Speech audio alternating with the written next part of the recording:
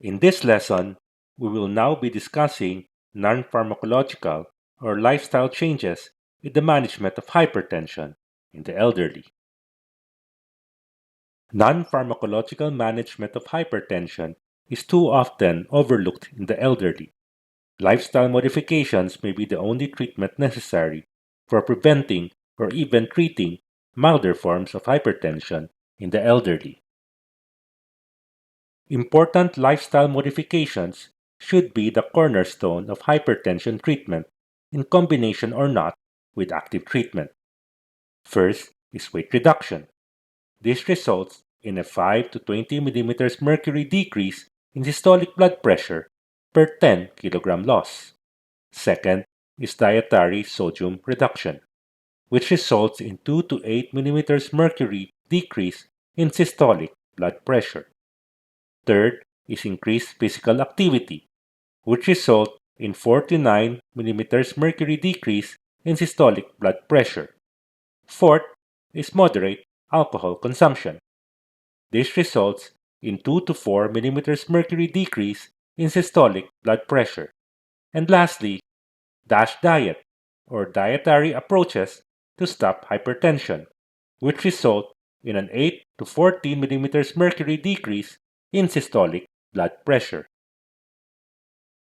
The trial of non-pharmacologic interventions in the elderly, or TONE, consists of 975 patients aged 60 to 80 years old with hypertension, defined as blood pressure of less than 145 over 85 millimeters mercury while taking one antihypertensive medication, divided into obese and non-obese categories.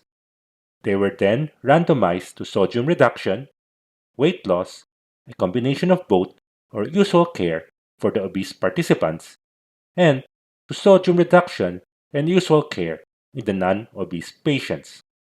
The study participants attended group intervention sessions, and 90 days after their first session, the patients were weaned from their antihypertensive medication with the goal of discontinuing the drug altogether.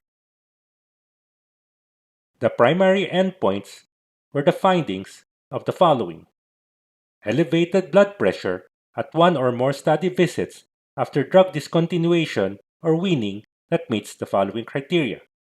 First is mean systolic blood pressure greater than 190 millimeters mercury or diastolic blood pressure greater than 110 millimeters mercury at one study visit.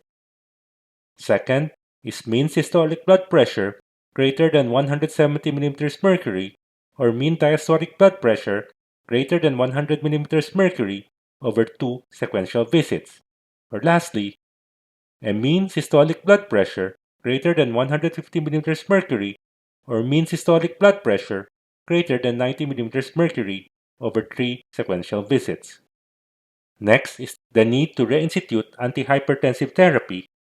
And lastly, cardiovascular events like myocardial infarction, stroke, congestive heart failure, angioplasty or coronary bypass surgery, and death. The table shown summarizes the result of the TONE study. It demonstrates the degree of blood pressure reduction achieved by each lifestyle modification in elderly patients. For dietary sodium restriction, defined as limiting sodium intake to less than 80 millimoles per day, the degree of systolic blood pressure reduction is between 3.4 to 7.2 millimeters mercury, while diastolic blood pressure reduction is between 1.9 to 3.2 millimeters mercury. For the intervention, increased physical activity, defined as aerobic activity lasting for 30 minutes done thrice weekly, the degree of systolic blood pressure reduction is 8.5 millimeters mercury, while dose for diastolic blood pressure reduction is 5.1 millimeters mercury. For the intervention weight reduction, defined as a weight loss of 4.5 kilograms, the degree of systolic blood pressure reduction is 4 millimeters mercury, while for diastolic blood pressure reduction, it's 1.1 millimeters mercury. For the intervention limiting alcoholic intake, which is defined as limiting alcohol intake to less than 2 drinks per day, the degree of systolic blood pressure reduction is 1.2 millimeters mercury, while the degree of diastolic blood pressure reduction is 0.7 millimeters mercury. The obese participants in TONE who were randomized to the weight loss and combination groups were given a weight loss goal of minus 4.5 kilograms, using a combination of diet and increased physical activity. The average weight loss among participants in the weight loss group was 3.5 kilograms, and 47% achieved the goal of minus 4.5 kilograms after 9 months.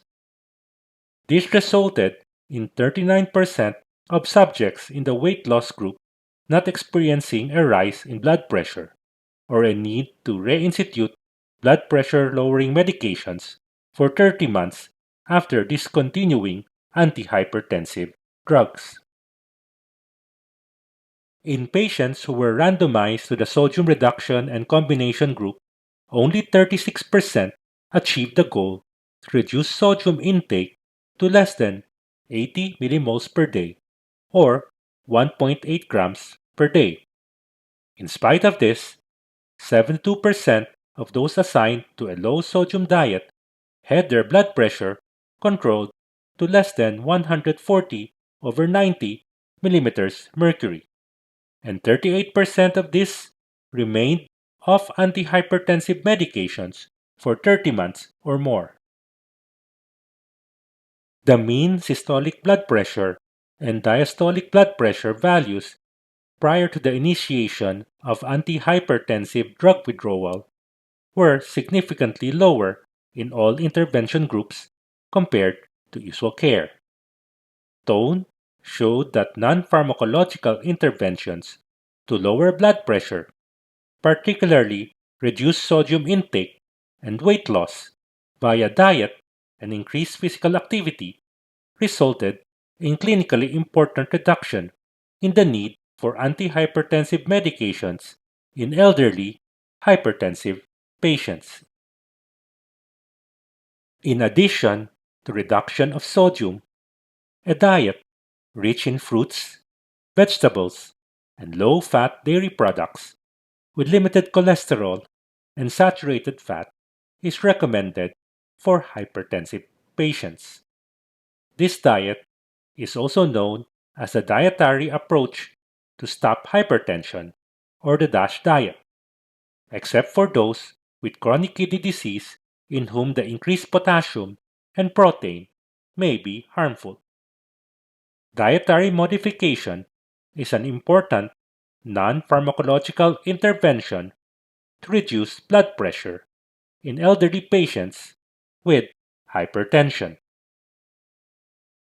In elderly hypertensive patients, regular aerobic exercise consisting of a minimum of 30 minutes of interval training on a treadmill done 3 times a week has been shown to be well tolerated and beneficial. Adherence to the 12-week exercise program in the study lowered systolic blood pressure by 8.5 millimeters mercury, diastolic blood pressure by 5.1 millimeters mercury, and pulse pressure by 3.2 millimeters mercury from baseline on 24-hour ambulatory blood pressure monitoring in elderly hypertensive patients on a stable antihypertensive drug regimen. This effect was not seen in the control group, who were sedentary, in whom the blood pressure values were similar at baseline and after 12 weeks of follow-up. Furthermore, there was marked improvement of physical performance in the exercise group compared to the sedentary group, as measured by a rightward shift in the lactate and heart rate curves after 12 weeks. Except for one patient who dropped out from the study due to knee pain and another who developed acute cholecystitis after 4 weeks, no severe adverse events were noted during the course of the study. In elderly hypertensive patients without contraindications. Regular physical activity is beneficial and safe and should be encouraged. This concludes our discussion on the role of lifestyle changes in the treatment of hypertension in the elderly. See you next time when we discuss pharmacological treatment of hypertension in the elderly.